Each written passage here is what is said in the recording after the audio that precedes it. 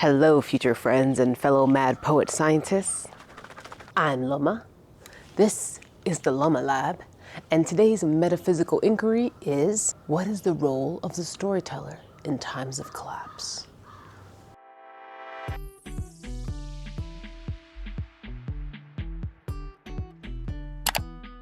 Personally, I don't find it very useful or particularly interesting to live in denial. It's why I still wear a well-fitted mask everywhere I go. More on COVID never ended and we really need to stop ignoring airborne illness in other videos, I'm sure. And it's also why I'm not someone who shies away from talking about the ugliness of the human condition right now. In fact, it's a regular topic of conversation in my webs.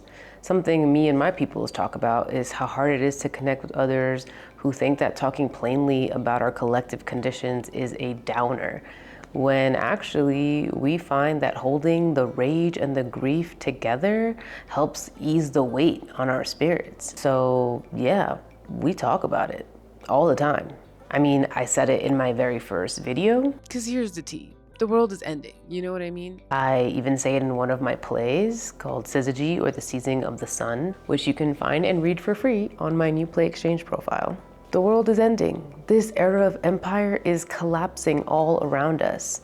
And not for nothing, but we should be glad. Not because it's without loss. There's so much of that. So much pain and injustice and just so much grief.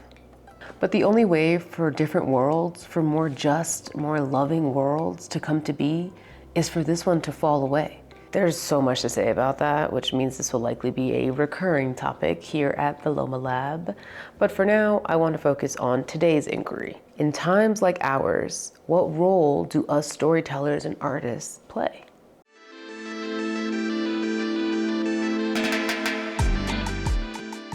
A big inspiration for this video was actually a recent Instagram post that I saw from one of my favorite writers, Mezi. I'll link the post in the description. If you haven't read any of their work, I highly recommend it. I actually haven't read all of their books yet. They're like absurdly prolific, so I've only read about half of them so far. But not only do I just resonate deeply with their perspective on life and on spirit in general, I just think on a craft level, they're like out of this world. Anyway, on their IG post, Akweki dropped some bars, which I will excerpt for you real quick. I've been thinking about the function of the storyteller in these times. I believe strongly that re-indigenization is crucial to our collective liberation, that marginalized genders are actually at the beating heart, not at the edge, and that the conversations we have around these stories are super important. The genres are, in the end, just vehicles. Okay, already, wow, love everything here, right? There's so much I needed to hear that day that I read, actually that I need to hear all the time, every day. But it gets even better, because then they go on to say, I also wanted to remind us to work on building our communities so we can face the world that is coming. Talk to your neighbors, figure out how to be there for other people and how to ask for support. Learn how to de-arrest instead of just watching. Wear a mask. Send money to those on the front lines. Get on the front lines. Stop using AI. Lean into your service elsewhere. We are not helpless, and it is never too late to make a new and better world. I mean, yes to all of this. And I remember being particularly moved by the inclusion in all caps of wear a mask, because I feel like so many artists and people who claim to value community care are just completely disregarding this crucial axis of disability justice and the fact that we share the air. And unfortunately, the truth of the matter is that the air is no longer safe. So we have our inquiry. We have a meaningful perspective from a primary source, an amazing storyteller who I have found generally walks the talk. And now I really want to dig into some of what Akweki's offering us in that juicy ass caption, and share some thoughts on my own journey as a writer and rascal who yearns for better worlds.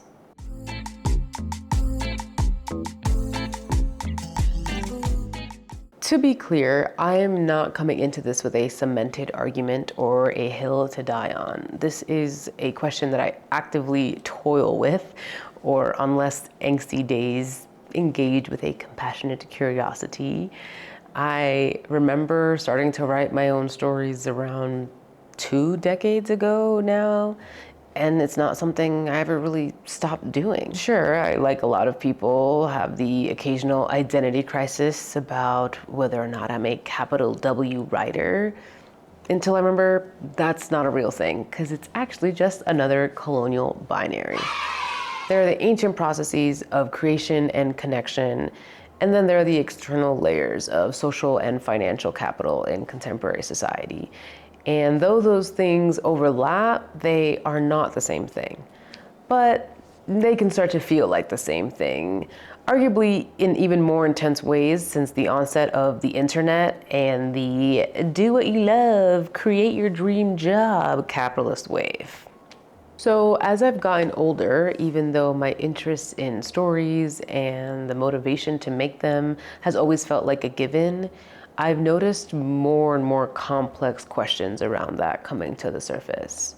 Over the years, I've worked with arts education nonprofits, theater organizations, film and television studios, which is to say I've been in a lot of different contexts as a professional writer, and it's taught me a lot about myself and what I actually value about being a storyteller. It also means that I've met a lot of other artists, including other liberation-oriented artists, and some of the juiciest convos that I have with the people I tend to love connecting with most are about how our love for what we do can be shared in service of the world we want to live in, despite the capitalist pressures that most of us face. If we love to write stories or play music or make illustrations, those are things that we can do just for ourselves, of course, but we're also able to share them with each other, to connect in a real way, to actually build worlds together with our ideas. There's a lot of power there. And there's a reason that the most financially lucrative paths for storytellers tend to involve writing and perpetuating dominant narratives, aka what's already normal. And look, I'm not hating on any of us right now, okay? I'm just observing our conditions, because exchanging our skills and stories for money within capitalist parameters means that working artists are laborers too, and we deal with many of the same contradictions that come with that. So personally, I try to surf the multiplicity, honoring those contradictions while still believing in the power of what we create. I often have to remind myself that even though shifting culture through storytelling is not the only thing we need to transform our realities, because we need reparations and land back and universal basic income and healthcare, like STAT, it is still one of the crucial aspects necessary to that transformation.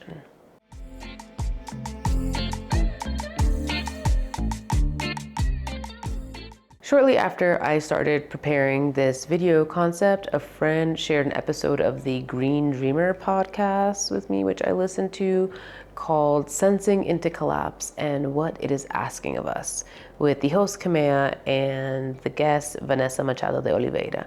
I'll link that in the description too. I really loved the entire episode and I got a lot out of it. But related to today's inquiry in particular, I remember this part of the interview where Kamea asked Vanessa to speak to the relationship and connection between language and the land and the limitations of the written word. Here's an excerpt from Vanessa's response. So all of this to say that when we put things in terms of Latin languages or English that are very much prioritizing the written word and the word as representative of the world, we lose movement. We focus on the form of things and not the motion of things. And we lose the ability to dance with the world with language, right? But having said that, there are ways to hack it, right? To get the written language to also help us come back into the movement of things. It happens through poetry, for example. But in order to do that, you have to have a critique already of logocentrism. So if you're trying to fit the world into words, that's not what we're talking about. But there are ways to get the words that other people try to fit the world in and get the world to eat it from the inside, right? And come out. Gorgeous, gorgeous excerpt, and kind of metal, that visual of eating from the inside out. Yeah. But I'm making a connection between that and the tensions in my own argument, that we both really need visionary writing and storytelling, and also that it can't stand on its own. What Vanessa says there, though, I think is part of why I've always loved writing poetry.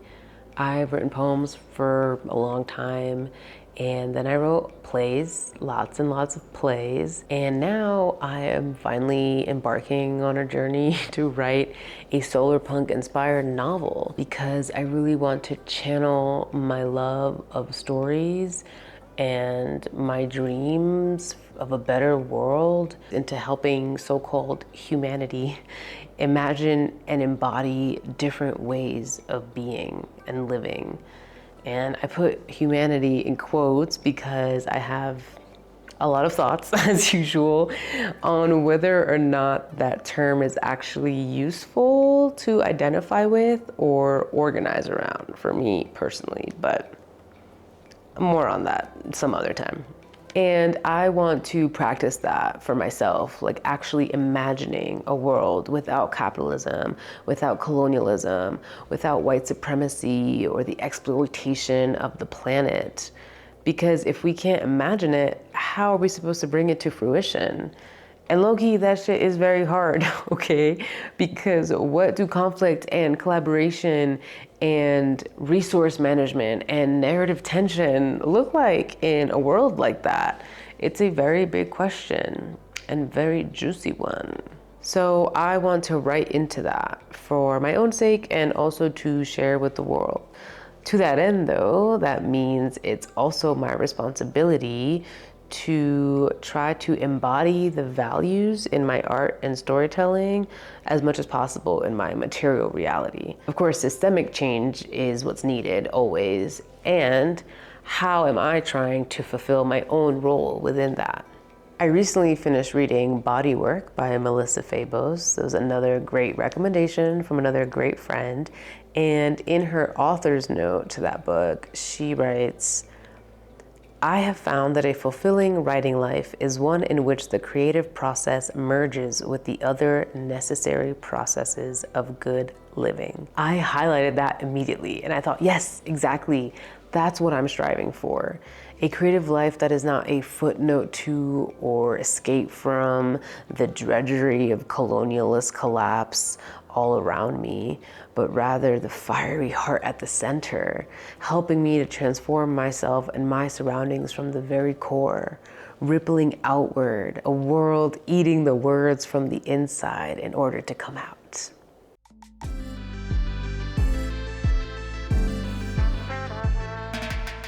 Like I said, I don't come with answers, hence the lab and all of its experiments. I had this idea to try committing, at least for a little while, to intentionally documenting some of the process.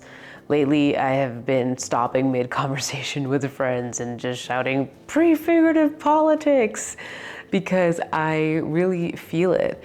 The way that we are trying to pull the futures we can imagine into the present through our actions. The future is not predetermined. We are shaping it, always. So I'm leaning into the archiving. Archive, express, connect. That's the vibe of the Loma Lab, at least for now. God has changed, so. The solar punk novel I'm embarking on, currently referred to as Project Dragonfly, is feeling very expansive right now, very full of possibilities, in a way that is sometimes exciting and sometimes overwhelming, because I'm like, wait, I can't see where I am, where's the edge of this project, what am I doing, you know?